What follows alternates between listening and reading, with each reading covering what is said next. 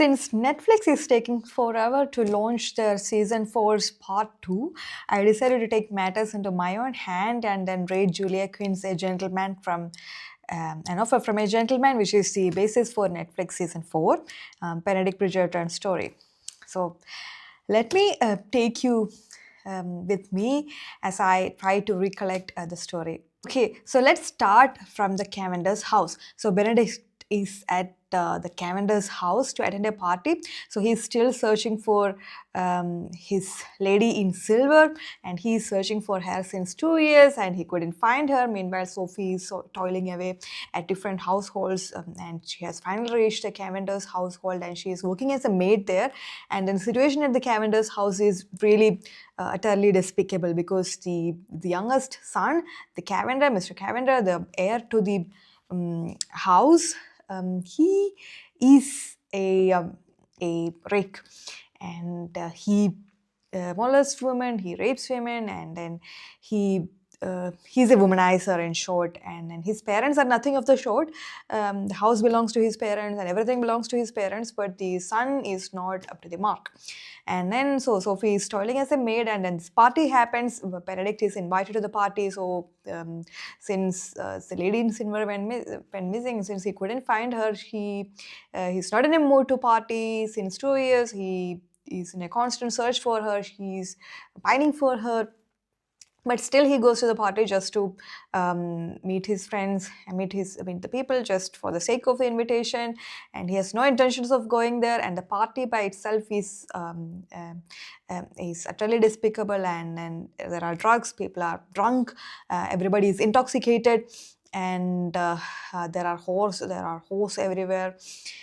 Yeah, and then what happens is that this Cavender's son, he had an eye for Sophie ever since she joined as a maid, because Sophie is beautiful, she is pretty.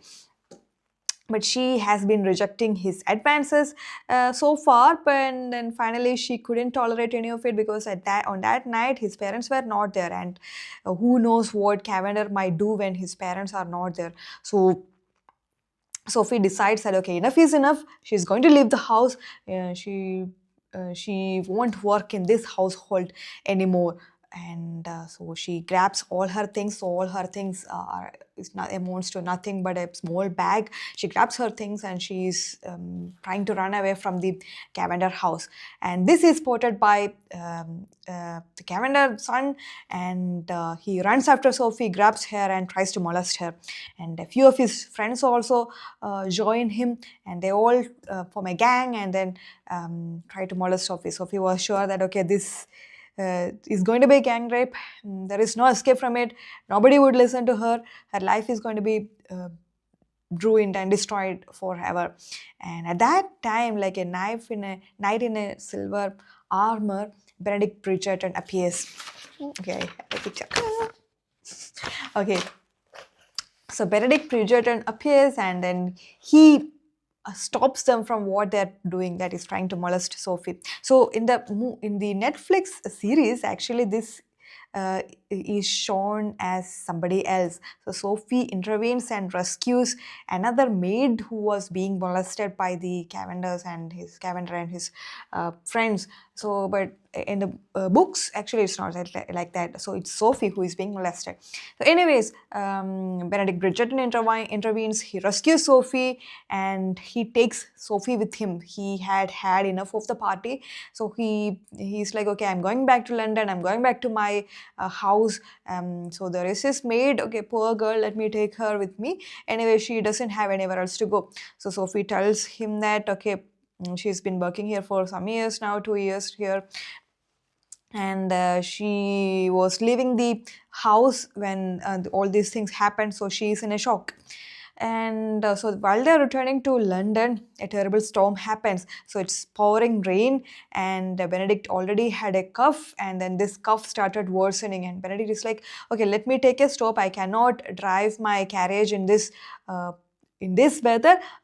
Anyways, I have a house nearby. Let us go there and let us take some rest. And tomorrow, when the rain subsides, we can go to London. Okay, Sophie, after some persuasion, Sophie agrees. And they decided to take a stop at Benedict's cottage. So this cottage is actually named as my cottage. So Sophie's like, my cottage? Whose cottage? So Benedict was like, okay, when I acquired this cottage, this was a name that was given by the previous owner. I didn't have any hand in it. And then, but yeah, that was a very curious name. Sophie thought, and then they arrived at my cottage.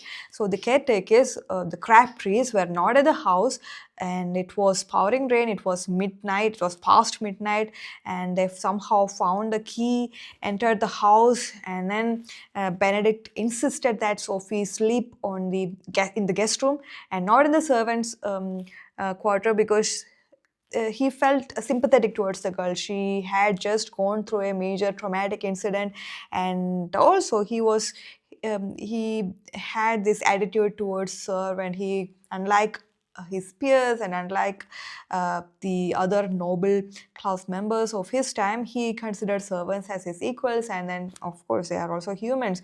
And speaking about the era, by the way, so in that era, servants were considered the lowest of classes, so they uh, were not even given the consideration that they are humans. They were made to work all day and night, and they were not invited to these upper class events and such. So yeah, it was very considerate for Benedict to let Sophie sleep in the guest room. And all this while, Benedict doesn't recognize Sophie as the lady in silver, by the way. And because but Sophie was very disappointed in that, so she also didn't reveal her secret to Benedict. So anyway, Sophie is very thankful. She sleeps in a guest room, and Benedict goes to his own room and sleeps. In the middle of the night, Sophie is awoke by a loud sound, a loud thud, a loud scream, and she instantly recognizes that as Benedict's scream. She goes to his room, and she sees him shivering with pain, and he has a fever, and he is coughing, and he needs to be taken care of. So like um, the caring, like the empathetic women that she is, Sophie takes care of Benedict. Of course, she hasn't had any experience taking care of sick people before, but she does what she can. Mm, she puts wet cloths on his forehead, and she sits on a chair next to Benedict's bed, and then takes care of him all night. And somewhere in the middle of the night, she falls, somewhere towards early morning, she falls asleep, and she wakes up to Benedict's delirious cries. So she's like, Benedict is like, okay, kiss me. I mean, so what? Sophie's like, what's he saying? And then Benedict is dreaming about the lady in the silver, and he wants some affection from her. So Sophie just kisses Benedict. I mean, she is the lady in silver, obviously. So yeah, so that happens, and Sophie again fall in love with Benedict, and yeah, so morning happens, and then both fall asleep, and they woke up to Crabtrees talking, because the Crabtrees are finally here. They were away last night at their daughter's house, and the daughter just had a baby, and then there was a storm, and they couldn't come back to my cottage. And then the Crabtrees are like, okay, who is this? Who is Sophie? And then Benedict explains the whole situation, and the Crabtrees are also understanding and sympathetic. They treats Sophie as a guest, just as Benedict wants her to be. And then they offer her breakfast, and then they take over taking care of Benedict. Okay, time passes. Benedict has to make a pause at my cottage for longer than expected. He has a high fever and cough, so he's recovering. And um, um, Sophie is with him most of the times, and he treats her very good. And as often happens to people in close proximity, Benedict and Sophie find themselves similar in many aspects. They kind of start Benedict start having a crush on Sophie, And Sophie, on the other hand, is a bit perplexed because Benedict treats her, even though she's a maid, he treats her very well. He treats her as a guest in his own house. But she is not offered the treatment that an upper class lady, a noble lady, would get. Because if she were a noble lady, she would have had a chaperone. She would not be allowed to be in a man's room alone. But Benedict allows all this stuff, so she is treated well, but she is not treated as quite as equal. Then, so as Benedict keeps on getting better, he also feels something, an emotion, something um, in him that's awakened by Sophie. So he feels the need to be with her, to kiss her, to touch her, and to embrace her. So just when she is in his room, he cannot think of anything else other than her. So one day, just to get rid of these emotions, he goes for swimming. And Sophie, meanwhile, decides to take a walk in the same direction. So both of them goes to the same lake, and then Sophie sees Benedict taking a swim naked in a lake, in a pond. And Benedict recognizes the presence of somebody else near him, and he's like, "Okay, you reveal yourself. Who is that over there?" And initially, um, doesn't say anything, but Benedict then threatens whoever is out there, and then Sophie has to make an appearance, and then Benedict and then they kind of have an altercation which ends up them kissing each other and then hugging and then beginning to make love. At that time, Sophie's like, no, I cannot do it. Sophie's like, no, I won't do it. I cannot do it.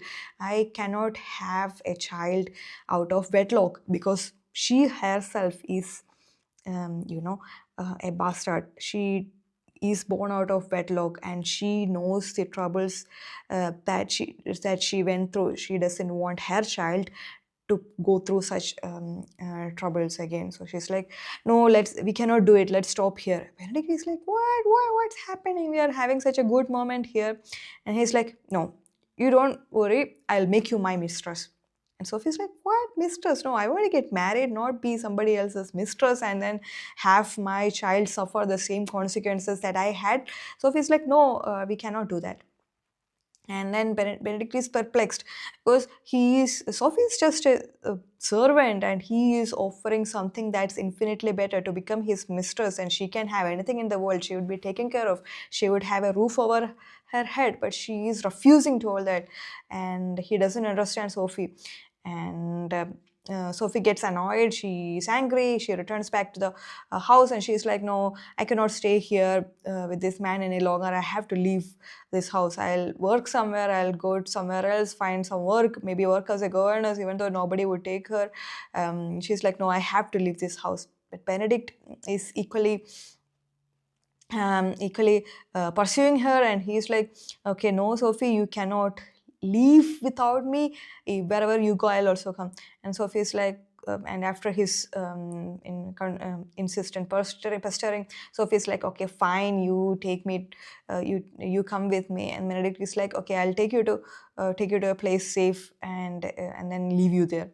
And then Sophie finally is like, okay, I just have to leave this place, leave this man. Okay, then she goes with, they both of them live together, Sophie and Benedict, and they take Benedict's carriage, and then they go to London. And then what's happening is that Benedict leaves her off at with Violet Bridgerton, with his mom, with his mother. And then Sophie's like, no, this is not what I wanted. I wanted to be away from this man, and now I'll be seeing this man every day. This cannot happen. But despite Sophie's objections, Benedict leaves her with his mother. And Violet knows that something is happening between these two. She is kind, she is understanding, she is the epitome of kindness and love. She is full of love for her children and wants the best for her children. And she doesn't care that Sophie is a is just a servant, and I mean, it is his son that brought her to her house, and so she will be treated well. Sophie will be treated well, and um, while it says that, okay, Sophie will be Hyacinth and Francisca's maid, a lady's maid. She can act as a lady's maid, and Sophie is very grateful for what she was offered. So she, anyway, she doesn't have a place to go other than this house, so she decides to stay there. So Sophie finally decides to stay at the house of Benedict Bridgerton. So, by the way, so this is not the same house that we see in season 1 or season 2. So this is not the Bridgerton house. So the Bridgerton house is occupied by the current Viscount, who is Anthony Bridgerton, and Anthony is staying there with his wife, and then the Bridgerton family has moved out of that house to somewhere else now, which is equally big, by the way. Now, Sophie is having a really good time at the Bridgerton house. I mean, she has tasks, but it is nothing like the tasks that she used to do at Araminta's house. At Araminta's house, she was a lady's maid, she was a servant, she was a cook, she was a cleaner, she was doing a lot of work. She was made to do a lot of work over there. And meanwhile, while she is acting as lady's maid to Francisca and Eloise, they discover that Sophie can speak Latin and French. I mean, no servant can ever do that. Servants are not even educated. But Sophie keeps on saying that, okay, she used to work at another lady's house, and then she was given the education along with that lady's children over there. But Violet doesn't believe that. She knew that something is happening, and Sophie keeps mum about all her past. She doesn't reveal anything. She says that she has no parents. Her mom is dead, and yeah, so she doesn't reveal anything about herself. But Violet and then Eloise, so and cunning person that Eloise is, she decides to search Sophie's secret, and then find out what's going on between Benedict and Sophie. And so um, so Sophie keeps on having these chance encounters with Benedict, because she is living in the Bridgerton house now, and Benedict visits this house from his bachelor lodgings once, like quite frequently, and then keep on having these encounters, some lovey-dovey moments there and here, and all the while Benedict doesn't recognize her as the lady in silver. And it was in one such moment when Sophie was trying to hide, to run away from Benedict Bridgerton, that when she went outside the Bridgerton house, she stares in shock because she sees Araminta's carriage. She sees Posey, and then Posey also sees her. She's like, then Sophie's like, Posey, don't speak a word. She's like, Mom, please, shush. Don't say anything to Araminta, because if Araminta knows that she's in the vicinity, then she would be done for. Because and thankfully Posey doesn't say anything, and turns out Araminta is living in a house that is near to where the Bridgertons are staying, and now Sophie have to be extra careful. Okay, now Sophie is in the Bridgerton house. She is taking care of the Bridgertons. She is a lady's maid. She is given a very good position, and has chance encounters with Benedict, and all of this turns to that moment that we were all waiting for. So Sophie and Benedict makes love at Benedict's bachelor lodgings, and they realize that they truly fell for each other. Both of them love each other, and now Benedict again proposes to Sophie, can you be my mistress? Sophie's like, no, I cannot be your mistress, and I can never be your mistress. Benedict gets really angry because he doesn't understand why Sophie is refusing this, and Sophie gets angry because she doesn't understand what she wants, and both of them separate in anger, and then Sophie's like, okay, I don't want to see you ever again. I don't want to see you. Don't come near me. And Benedict is also very angry. And Sophie returns back to the Bridgerton house. where she meets Penelope. And Penelope instantly recognizes Sophie as the lady in silver. So Penelope had met Sophie at the ball, at the Bridgerton ball, the first ball of the season, and yeah, she instantly recognized Sophie. And then she's like, "Okay, I have seen you somewhere." And Sophie's like, "No, that can never happen. I'm just a servant, so we would not have met each other." But meanwhile, Violet also recognizes that something is happening between Benedict Bridgerton and then Sophie, and she recognizes that okay, there is some chemistry between these two, so probably they are in love. And on one such day, Sophie was assigned to Hyacinth's nursery to take care of Hyacinth and then the cousins that she invited, and she was playing blindfold with them.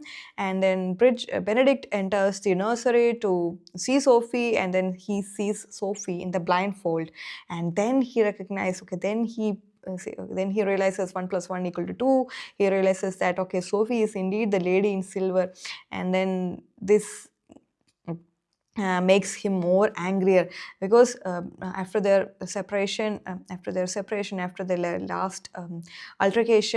at Benedict's bachelor lodgings, right after they made out love, Benedict had decided that he wants to propose Sophie. He did ask Violet if he can propose to a servant, and Violet is like, okay, as long as it makes you happy, then I'm all for it. Go for it.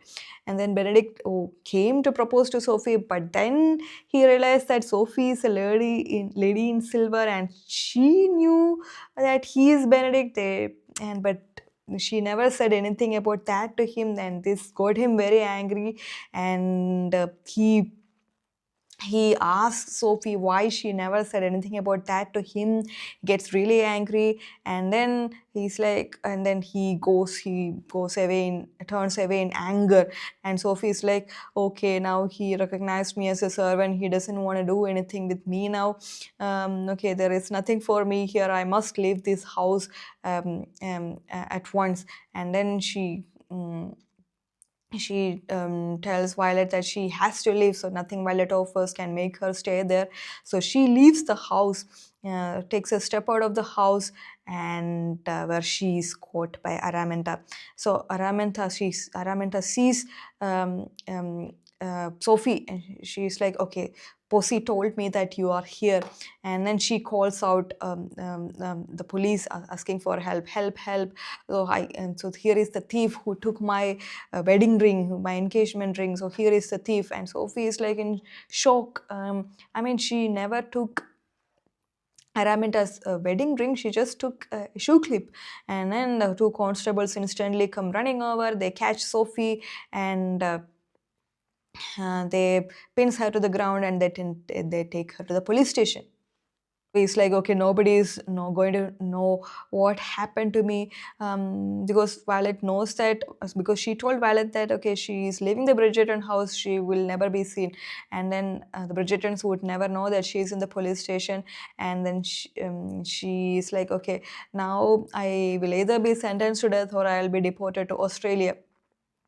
And meanwhile, back at the Bridgerton house, our Benedict is thinking over everything in his mind, because he was stupid not to recognize Sophie the moment he saw her, because he has been searching her for forever, and he's angry. He wants to let out his frustration. He is having a fencing session with his brother Colin, and then they discuss some stuff. And then Benedict realizes that okay, it doesn't matter anymore.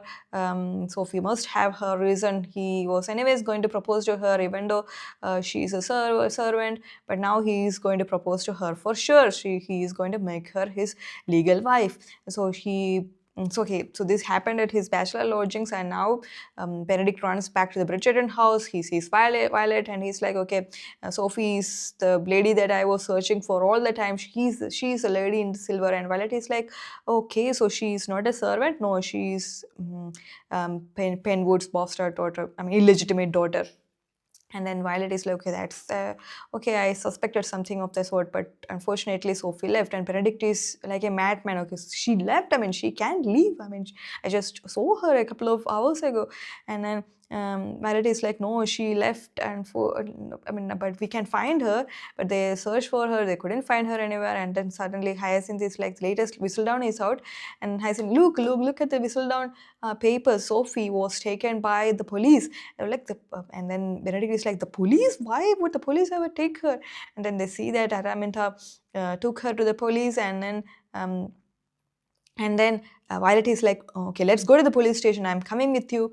And she knows her son. She knows that okay, he cannot handle it by himself. And then both Violet and Benedict, they go to the police station. Uh, Meanwhile, at the police station, Araminta is having a victory lap in front of Sophie, who is in the jail. So Araminta is like, I have never loved you. I will never and will never shall love you. And it gives me so much satisfaction to see you in the jail. And Sophie is like, okay, I never understand why you don't love me, why you have such grudge towards me. And then they discuss something's over, and then and then Araminta is like, okay, now I can finally sleep in peace now that you are out of the country, either out of the country or be dead. Sophie's also crushed. At that time, she hears a commotion outside. Somebody is calling her name, and she realizes that it's the voice the love of her life, Benedict Bridgerton. Both Benedict and Violet burst out through the cell door. They see Araminta and Sophie. They're like, and then Benedict shouts, my fiance is kept in this cell without any reason. She must be let out. And then the magistrate also enters, and he's like, okay, what are the charges against this girl? And Araminta says, this girl stole my wedding ring while she was a maid at my house. And suddenly, all of a sudden, out of nowhere, Posey appears. And Posey is like, no, her wedding ring is in the drawer at her own house. And then everybody is wonderstruck. Okay, Posey is here, and especially Sophie, because Posey had a soft corner towards her all this time, but she never stood up for her. She was always afraid of Araminta, but now Posey is standing for her. And so Posey is like, no, the wedding ring is, it was misplaced, and yeah, I have found it. And Araminta is like, but she also stole my silver shoe clips. And for this, Sophie has no answer because she did indeed steal the shoe clips. And Posey is like, I did it. What? Posey is Posey is being accused of a crime. Posey is allowing herself to be accused of a crime that she never committed. And um, Araminta has no words to say now. The magistrate is like, okay, what's happening here? I mean, you two are from the same family, are you not? I mean, what's the story? I want to know the story. And he's trying to figure out his case. And then Sophie explains her sad story, her life at the Penwoods, how she's the illegitimate daughter of or the ward of late Lord Penwood, and then how, even though the Lord appeared to care for her in appearance, he never cared for her. He never even left a single penny for her after he died. And then upon hearing this, Posey was like, no, but he did. He did leave you a penny. I mean, he did leave you a dowry and some money. And then Sophie was like, what? I was never told about this. Araminta told me that he never cared for me and that he didn't leave anything for me in the will.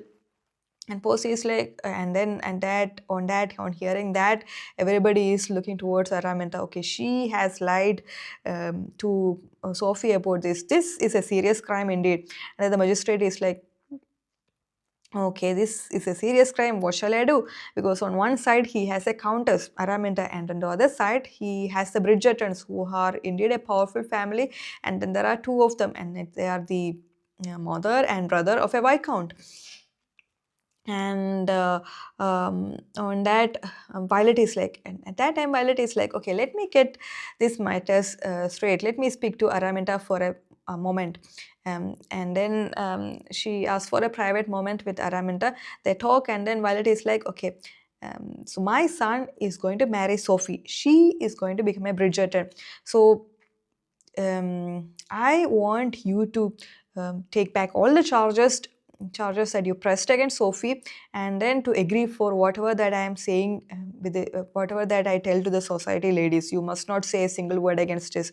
If you do that, then I will not press charges against you for concealing and misusing Sophie's dowry, because that's indeed a serious crime and she could be in jail for this. And then Araminta has no way out. She has to agree to what Violet is saying.